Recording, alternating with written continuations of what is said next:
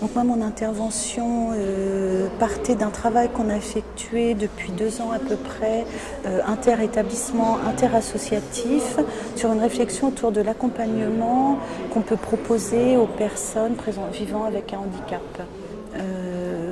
On a d'abord identifié les difficultés qu'elles rencontrent dans leur vie.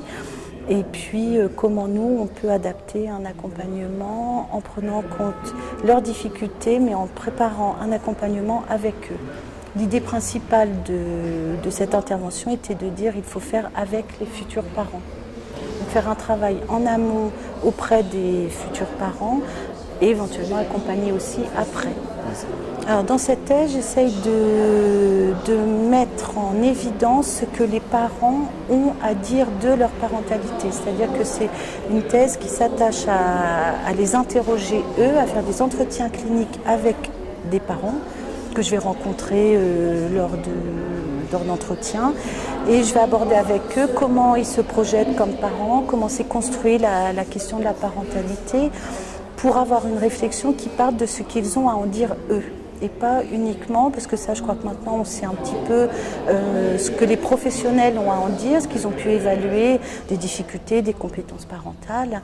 Maintenant ce que les personnes en situation de handicap ont à dire autour de cette question, c'est encore assez pauvre au niveau de la recherche.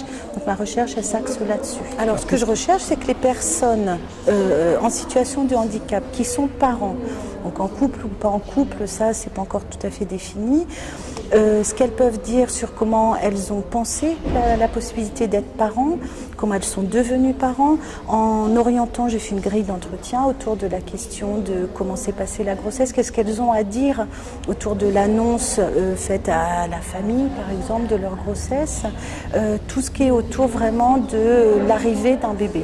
En fait, et comment elles le pensent, ce qu'elles ont à en dire, et aussi les aides qu'elles ont pu avoir, les aides qu'elles n'ont pas eues, et les aides qu'elles pensent qui seraient bénéfiques qu'elles aient, de façon à ce qu'elles puissent éventuellement être ressources elles-mêmes pour d'autres futurs parents.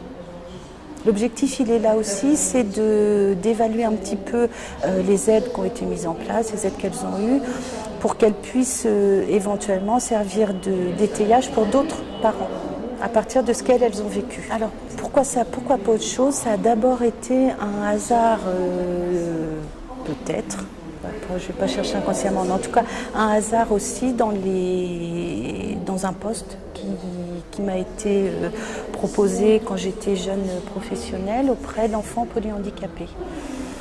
J'ai pris ce poste voilà, et c'est un poste qui m'a passionnée. J'y suis restée 15 ans, j'ai changé de lieu de travail, mais je travaille maintenant avec des adultes, toujours dans le champ du handicap. J'ai travaillé dans des ESAT, ce qui m'a fait à un moment penser la question de la parentalité, puisqu'en tant que psychologue, je recevais des travailleurs handicapés, mais dont certains étaient parents et avaient besoin d'aborder cette question-là avec moi.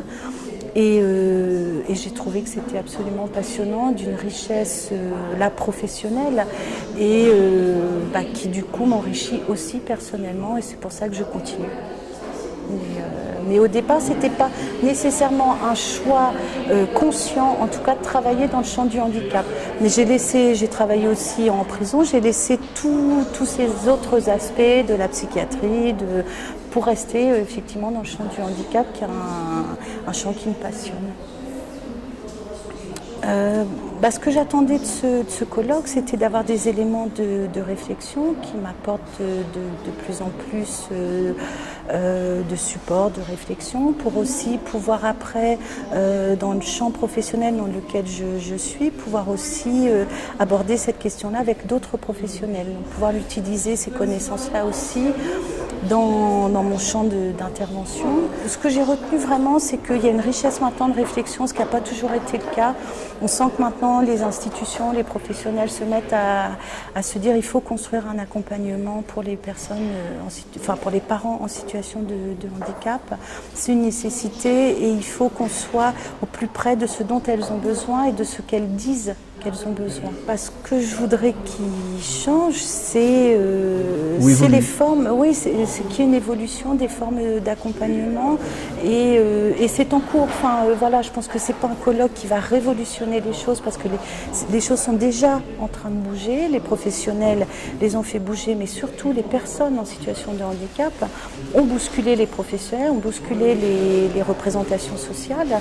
Et que ce mouvement-là, il faut continuer, il est amorcé, il faut absolument continuer de réfléchir autour de ces questions-là pour accompagner au mieux les personnes et plus être dans des mesures coercitives, répressives, interdictrices en fait.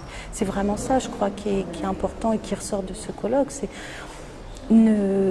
Ces pratiques-là ne doivent plus exister en fait. On a d'autres pratiques à mettre en place auprès des personnes en situation de handicap.